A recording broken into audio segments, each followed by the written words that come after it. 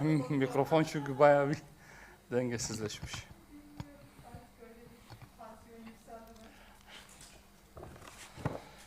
Hazır mıyız arkadaşlar? Başlıyor muyuz?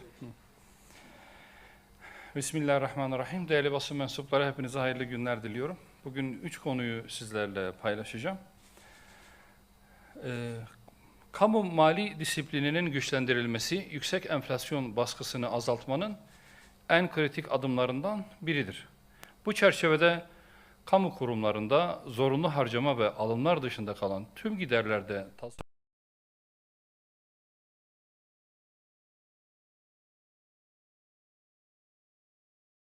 sınırlayacak hem de piyasalardaki talep kaynaklı enflasyon baskısını azaltacaktır. Birinci olarak kamu harcamalarının kısılmasıyla piyasaya sürülen gereksiz likidite azaltılacak. Bu da fiyatlar üzerindeki yukarı yönlü baskıyı hafifletecektir. İkinci olarak devletin tasarruf yönünde sergileyeceği kararlı duruş, özel sektöre ve topluma örnek olacak, genel harcama eğilimlerini dengeleyerek enflasyon beklentilerini aşağı çekecektir. Aksi halde akaryakıt ve lojistik maliyetlerinin de etkisiyle artan fiyatlar kalıcı hale gelecek, enflasyon daha da yükselecektir. Bu nedenle tasarruf politikaları ekonomik istikrarın temel dayanaklarından biri olarak hayata geçirilmelidir. Değerli basın mensupları, akaryakıt fiyatlarının yüksekliği, dar ve sabit gelirli vatandaşlarımızın alım gücünü zayıflatmakta, üretim ve lojistik maliyetlerini arttırarak enflasyonu doğrudan beslemektedir.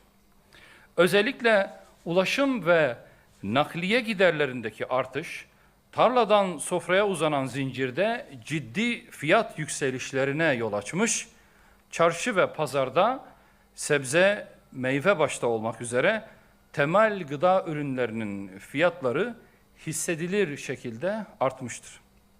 Eşel mobil sistemi geçici bir rahatlama sağlasa da akaryakıt üzerindeki ağır vergi yükü kalıcı çözümün önünde engel teşkil etmektedir. Akaryakıttaki ÖTV'nin kademeli olarak düşürülmesi ve KDV'nin temel ihtiyaçlar kapsamında yeniden düzenlenmesi zaruri hale gelmiştir. Verginin vergisi niteliğindeki mevcut yapı kaldırılarak daha hakkaniyetli bir sistem kurulmalıdır. Aksi halde vatandaşın geçim yükü daha da ağırlaşacaktır. Üretimi ve reel ekonomiyi önceleyen bu tür düzenlemeler maliyetleri aşağıya çekerek fiyat istikrarına katkı sağlayacak, hem vatandaşın refahını arttıracak hem de ekonomide güven ortamını güçlendirecektir. Değerli basın mensupları, son olarak yapılan araştırmalara göre iletişim eksikliği veya bozukluğunun boşanma oranlarına etkisi en üst sıralarda yer almaktadır. Eşler arasında sağlıklı bir iletişimin kurulamaması, süreç içerisinde tahammülün zayıflaması ve empati yoksunluğu gibi sonuçların doğmasına neden olmaktadır. Eşler bu aşamaya geldiklerinde basit ve çözülebilir anlaşmazlıklar büyümekte, sorun sarmalına dönüşerek ailenin dağılmasına sebep olmaktadır. Halbuki aile içinde yaşanan anlaşmazlıklarının çözümü tüm insanlık için rehber olan yüce kitabımızda mevcuttur. Yüce Allah'ın sorun yaşayan eşler için önerdiği yol, eşleri dinleyecek ve onlara yol gösterecek hakemlerin görev almasıdır. Sorun yaşayan veya boşanma aşamasına gelen eşlerin mahkemeye gitmeden önce zorunlu olarak başvurabilecekleri bir aile hekimliği sistemi hayata geçirilmelidir. Bu önleyici ve koruyucu sistem boşanmaların hızla arttığı bu dönemde acilen hayata geçirilmelidir. Böylece aile kurumunun korunması ve güçlenmesi yolunda önemli bir adım atılmış olacaktır.